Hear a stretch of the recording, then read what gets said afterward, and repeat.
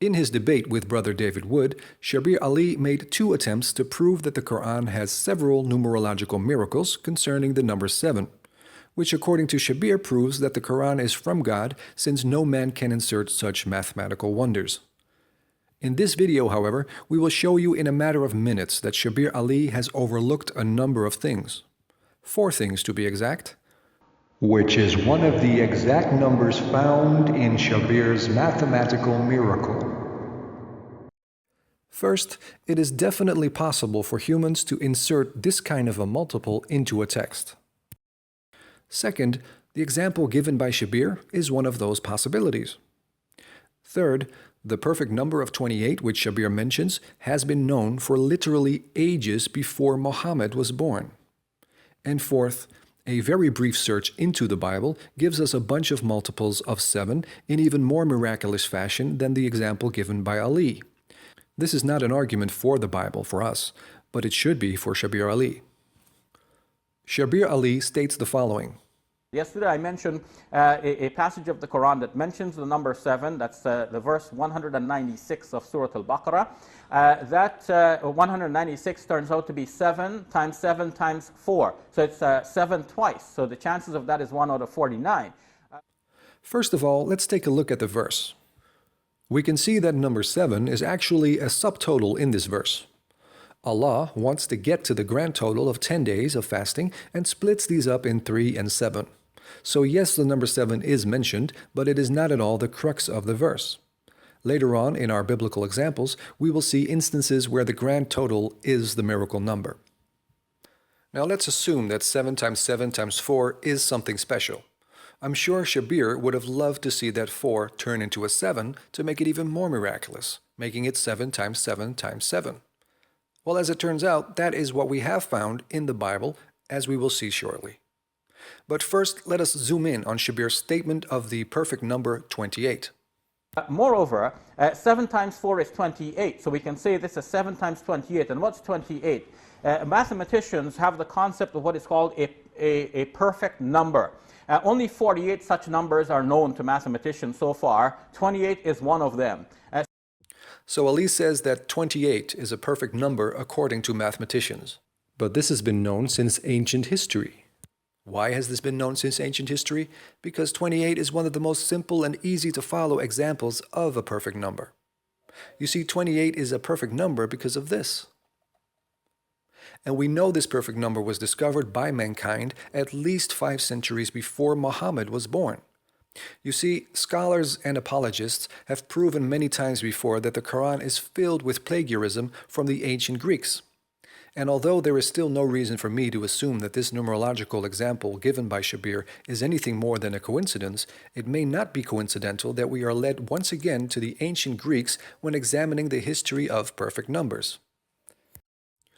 A man from ancient Roman Syria called Nicomachus was a famous mathematician who lived between 60 and 120 AD. He was heavily influenced by Aristotle and wrote the text you see on screen, which was translated from his Greek work.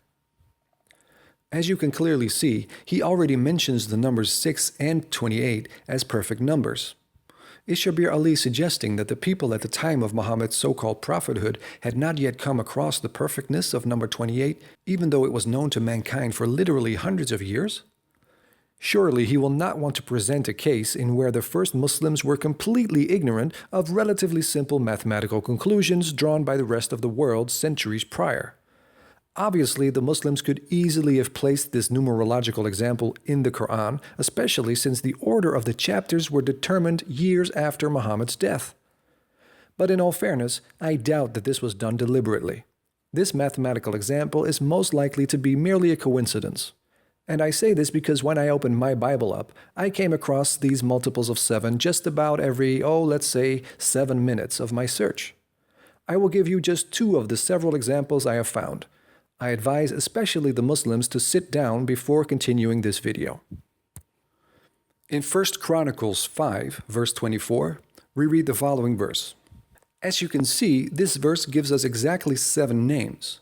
But why is this significant? Well, chapter 5 of 1 Chronicles is the 343rd chapter of the Bible, and 343 is 7 times 7 times 7. Wow, a perfect score. This completely shatters Shabir Ally's measly 7 times 7 times 4. The 7 times 7 times 7th chapter of the Bible mentions 7 names. Amazing, right, Shabir? The second and final example is even more amazing. At least it should be for Muslims. On screen you see Nehemiah chapter 7, verse 21, which keeps a record of the number of children a certain individual had. Now wait a minute. We have a lot of numbers in this particular place. Let's see how many of them are multiples of 7. Let's see, we have the chapter of Nehemiah, which is 7. Then we have the 21st verse, which is 7 times 3. Then the verse itself speaks of 98 children, which is 7 times 14.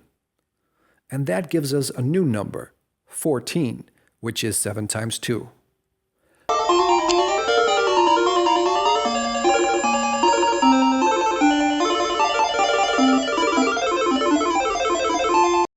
Wow, I can see why a lot of people have this as their hobby.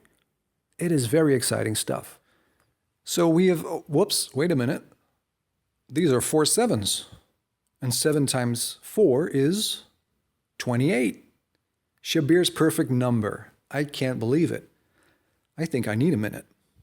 So we have shown everyone that Shabir Ally's example of a so-called mathematical miracle was actually a perfect number long before the days of Muhammad and was bettered by my personal example, which I did not get from any book or website, I assure you, found in just a few minutes of targeted searching. All silliness aside, we did not make this video to mock Shabir Ally or other Muslims, but we do want to warn people against the kind of cheap and self-deluding tricks given by some Muslim apologists.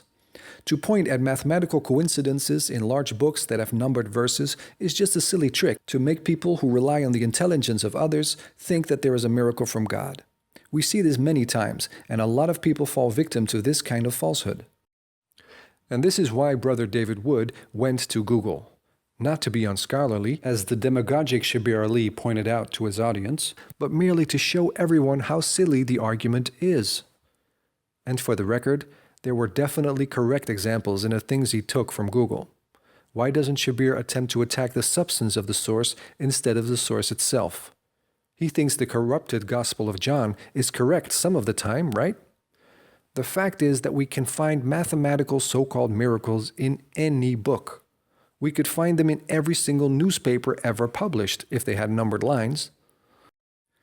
In one of our previous videos, we've shown how Muslims wanted to prove the Bible to be more violent than the Quran by typing in specific words such as sword and stoning into a search engine of both books. If the 10 times larger Bible had more hits, this would prove it is more violent. Cheap mind tricks like these are similar to what Shabir Ally tried to do. We hope that by exposing their trickery, we can keep the minds of students of knowledge pure and help them to see where truth and sincerity are to be found. Thank you for watching, and God bless. Wait, guys, don't tell Shabir, but remember Nehemiah 7, verse 21? You know, the verse with the 4 miraculous sevens? It actually has a 5th. Because the Hebrew verse contains 7 words. 5 sevens in one verse. That is a chance of 1 in, wow.